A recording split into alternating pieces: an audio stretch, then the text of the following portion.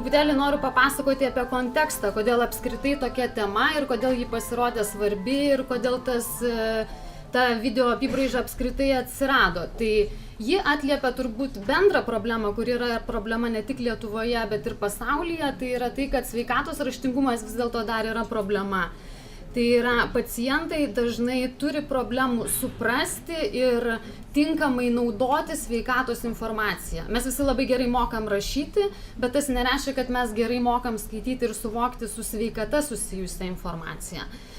Klinikinių tyrimų kaip specifinės srities jautrumas mums pasirodė aktualus, todėl kad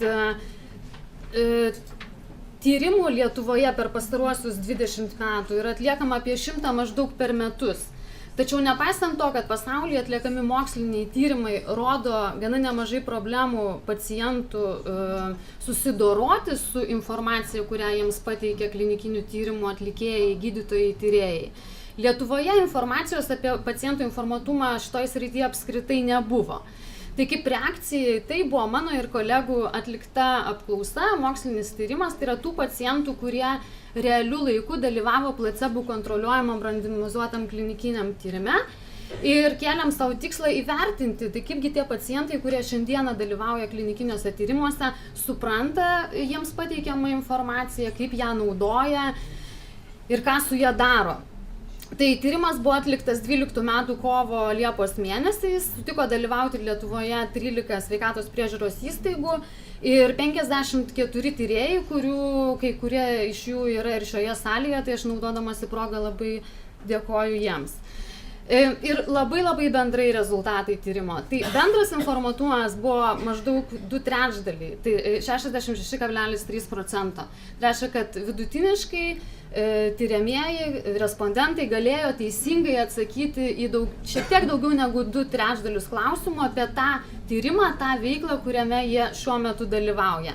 Ir jie aiškiai buvo geriau informuoti apie tai, ką mes pavadinome nemoksliniais tyrimo aspektais. Tai yra tyriamųjų teisės, pavyzdžiui, tokio kaip teisė į žalos atlyginimą, teisė į laisvanorišką apsisprendimą ir panašiai, palyginus su informatumu apie tokius specifinius mokslinius aspektus kaip placebas, randomizacija ar dvigubas aklumas.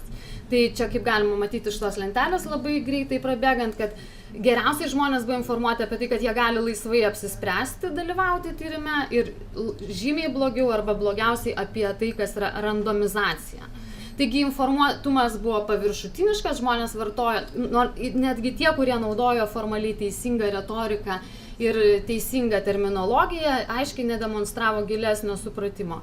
Ir dar vienas įdomus pastebėjimas, kad statistiškai reikšmingo ryšio tarp informuotumo ir informacijos svarbos vertinimo nebuvo. Tai yra, žmonės geriau žinojo dalykus, kurių jie nelaikė svarbiais ir atvirkščiai. Tarkime, svarbiausiais laikė informaciją apie tyrimo naudą, pašalinius vaisto poveikius ar tyrimo tikslą, kas yra tiesiogiai susijęs su moksliniais aspektais. Tačiau nelaikė to svarbiu, laikė tai svarbiu, tačiau nesuprato ir atvirkščiai. Tai aišku, kad tyrimas buvo sudėtingas, kompleksinis ir aš čia tikrai neturiu laiko visko pristatyti, jis yra viešai prieinamas tiems, kam yra įdomu. Ir pamatę visą tą sudėtingą vaizdą, mes aišku turėjome pripažinti, kad yra daugybė veiksnių, kurie daro įtaką žmonių supratimų, informacijos priėmimui ir supratimui. Tai ir asmens veiksniai, ir specifinis socialinis, ekonominis kontekstas, ir psichologiniai veiksniai, ir gydytojo įvaizdis, ir pasitikėjimas gydytojų ir visa kita, bet viena, kas irgi aiškiai išryškėjo interviu su pacientais metu, tai tai, kad nėra tokio kritinio vertinimo ir nėra prielaidų kritiniam informacijos vertinimui, kadangi apskritai trūksta informacijos. Ir klinikinių tyrimų sritis yra, sakykime, tokia uždara sritis.